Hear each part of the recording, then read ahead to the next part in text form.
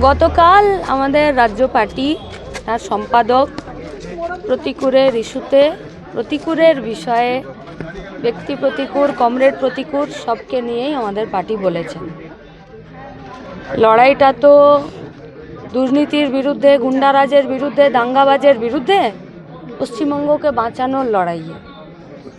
সেই লড়াইয়ে যারা দাঙ্গাবাজদের বিরুদ্ধে, গুন্ডারাজের বিরুদ্ধে, দুর্নীতি রাজের বিরুদ্ধে থাকবে তারা একসাথে লড়ছে জান কবুল করে রাস্তায় পথে ঘাটে। এরকম আরও অসংখ্য কর্মীরা আছেন যারা লাল ঝান্ডা ধরছেন। প্রতিকূর সম্পর্কে অত ব্যক্তি প্রতিকূর কমরেড প্রতিকূর একসাথে পুলিশের ব্যারিকেডের এপারে দাঁড়িয়ে মারও খেয়েছি। ফলত লড়াইটা যখন রাজনীতির এবং সেই রাজনীতি থেকে যখন যাদের বিরুদ্ধে রাজনীতি, আমি জানি না সে ঠিক এই মুহূর্তে কি করছে, কিন্তু পশ্চিমবঙ্গের চলমান যে ব্যবস্থা আছে তা বদলের রাজনীতিতে অসংখ্য ছেলেমেয়েরা রাস্তায় পথে ঘাটে দাঁড়িয়ে জান কবুল করে লড়াই করছে। এগুলো আমাদের অনেক বেশি সম্পদ এবং প্রতিকূরকে নিয়ে বলার মতো এই মুহূর্তে কতটা মানসিক অবস্থা আমি এখনো জোগাড় করতে পারিনি। ইতিমধ্যেই আমতলার পার্টি অফিসে ঢুকে পড়েছে। এ গোটা পশ্চিমবঙ্গের যারাই দুর্নীতি রাজের বিরুদ্ধে, গুন্ডা রাজের বিরুদ্ধে লড়ছে তারা আমাদের সম্পদ। আর যারাই দুর্নীতি রাজ এবং গুন্ডারাজ এবং দাঙ্গাবাজদের সঙ্গে যারা এখনও আছেন তাদেরকে আমরা ওখান থেকে বের করে আমাদের দিকে আনতে এখনও পারিনি। এইটাই আমাদের লড়াই। ওটা খারাপ, ওটা ভুল, ওটা পশ্চিমবঙ্গকে একদম শেষ করে দেবার রাস্তা। রাজনীতিটা তো এইটা যে পশ্চিমবঙ্গকে বাঁচানোর লড়াই। প্রতিকূল বলল পার্টির ভেতর কথা বলার পরিস্থিতি নেই, দমবন্ধ হয়ে যাচ্ছে। আমরা সবাই পার্টির ভেতরেই আছি। সরাসরি রাজ্য সম্পাদককে আক্রমণ করলো, বলল গতকাল রাজ্য সম্পাদক, তিনি রাজ্যের সম্পাদক, নির্বাচিত সম্পাদক প্রতিকূল সম্পর্কে তিনি বলেছেন দীর্ঘদিন একসাথে রাজ্য কমিটিতে কাজ করা, তারপর আজকে অভিষেক বন্দ্যোপাধ্যায়ের মিটিংয়ে চলে গেলেন। প্রতিকূল যাওয়ার আগে বলে গেলেন, আমি শেষ চেষ্টা করেছিলাম যাতে পার্টি আমার সাথে কথা বলে, কিন্তু পার্টি কথা বলল না, আমায় কার্যত রাজনৈতিক আত্মহত্যা করতে বাধ্য করলো পার্টি। পার্টির রাজ্য সম্পাদক কমরেড মোহাম্মদ সেলিম আমাদের পার্টির কথা কালকে বলেছেন। ব্যক্তি প্রতিকূরকে নিয়ে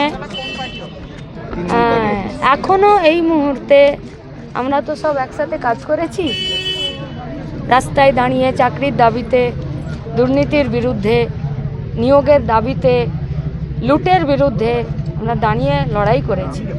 অসংখ্য কর্মীরা মার খেয়েছে, প্রতিকূরও আরেকজন কর্মী ছিল।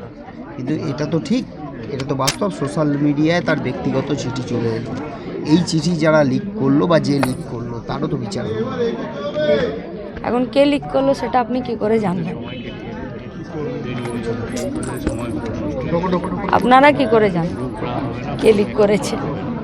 প্রতিকূল সম্পর্কে আমাদের পার্টির রাজ্য সম্পাদক গতকাল তিনি স্পষ্ট করে পুরোটা বলেছেন।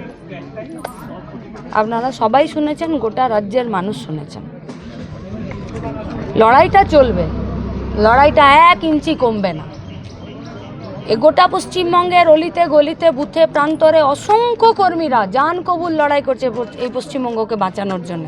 তারা লাল ঝান্ডা হাতে তুলে নিয়েছে, আগামী দিনে আরও নেবে।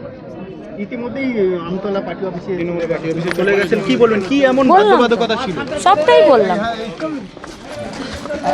একটা প্রশ্ন, শুধু আরেকটা প্রশ্ন, আজকে একজন বিএলও আত্মহত্যা করার চেষ্টা করলো, এসআইআরকে নিয়ে রাজনৈতিক উদ্দেশ্য প্রণোদিতভাবে গোটা পশ্চিমবঙ্গে একটি পার্টি মানুষের মনে ভয় ভীতি এবং আরেকটি পার্টি একে নিয়ে রাজনৈতিক একটি ইস্যু তৈরি করে একটি অস্থিরতার পরিবেশ তৈরি করতে চাইছে। এই দুয়ের বিরুদ্ধে, তৃণমূল বিজেপির বিরুদ্ধে, লাল ঝান্ডা বৈধ ভোটারের নাম বাদ দেবার বিরুদ্ধে রাস্তায় আছে, লড়াই করছে, মানুষকে সাথে নিয়েছে।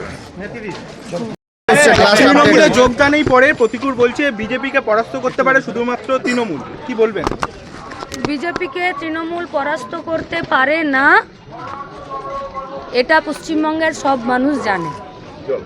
বিজেপিকে পরাস্ত করা দূরের কথা, বিজেপিকে হাত ধরে টেনে পশ্চিমবঙ্গের মাটিতে জল হাওয়া দিয়ে বাড়িয়েছে তৃণমূল।